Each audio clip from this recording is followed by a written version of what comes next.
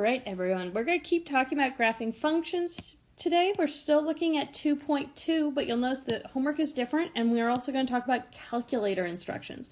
So if you don't have a graphing calculator with you, go get yours. If you don't have a graphing calculator at all, there's a couple I recommend online. The main one is Desmos. They also have a really decent app, so if you're using a phone or a tablet, their app is pretty good. It can't do everything a graphing calculator can do, but it's going to be a good start until we get back into the classroom together. If you really want a real graphing calculator and it's financially challenging for you to get one for your family, please reach out and be in touch. And I have a couple that I can check out to you throughout the year. So go grab your graphing calculator if you have one, or open up an online option and get yourself ready for notes. And we're going to talk about graphing functions on a calculator. So my instructions are going to be based on the most common graphing calculator, which is a TI 8384, and those instructions will also work for most other calculators, but you might have like very slightly different results based on the ones that you're using.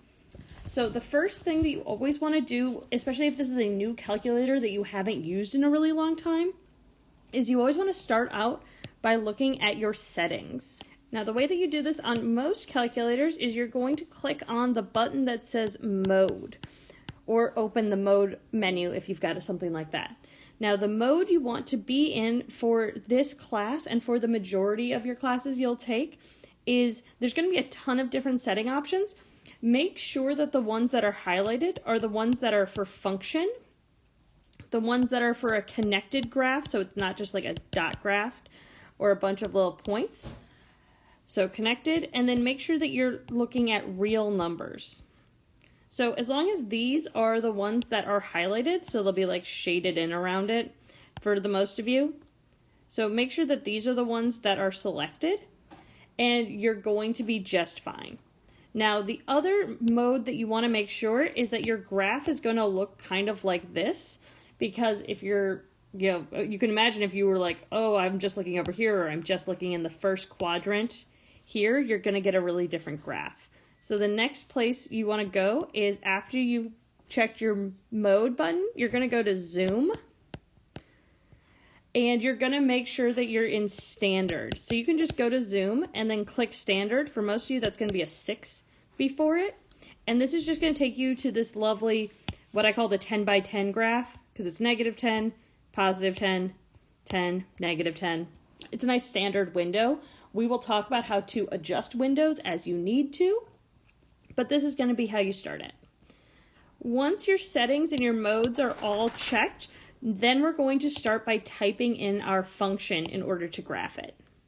Now, for most of you, that means you're going to start with y equals, which might be a button on your calculator, or it might just be the way that you start your input in your graphing calculator. And you're going to say, okay, y equals, and then you're going to look at your function. Now, not every calculator is going to be able to type this in perfectly like this. So you're going to have to do a little interpretation. So here, for most of you, you're going to start with y equals, so y1. And in this case, we want -√25 minus x squared. So the way that we do that is we click our negative button, not minus, but negative, and then find our square root symbol. For most of you, it's going to appear like this, and it is in the second button as a second function of your squared.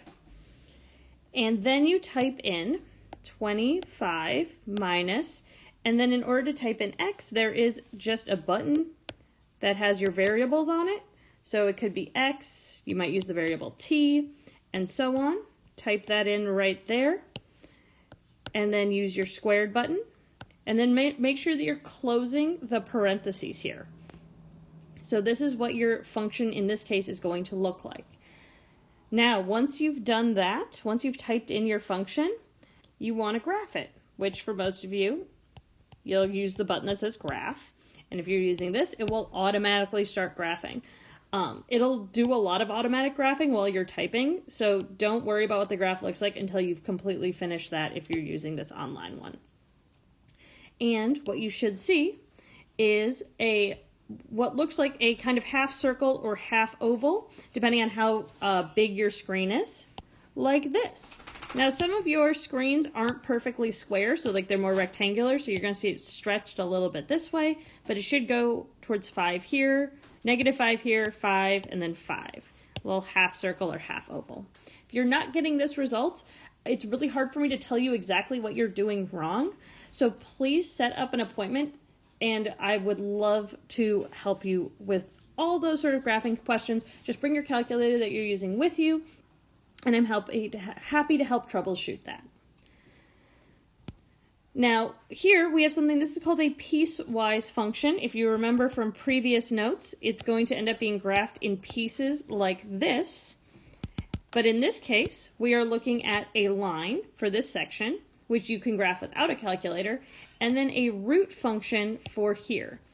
And the break, the two pieces, are broken at x equals 1, which means that this is the part where it's going to transition at x equals 1 from one piece into the other. And where x is less than 1, so on this side of the line, that's going to be the line 2x plus 3. And on this side of the line, where x is greater than or equal to, so this is where going to be the filled in dot is, we're going to have the graph root x. Now I'm going to start on this side because I already know what all that's going to look like. I'm going to go through at +3, draw in my slope of 2, maybe add in a couple extra dots.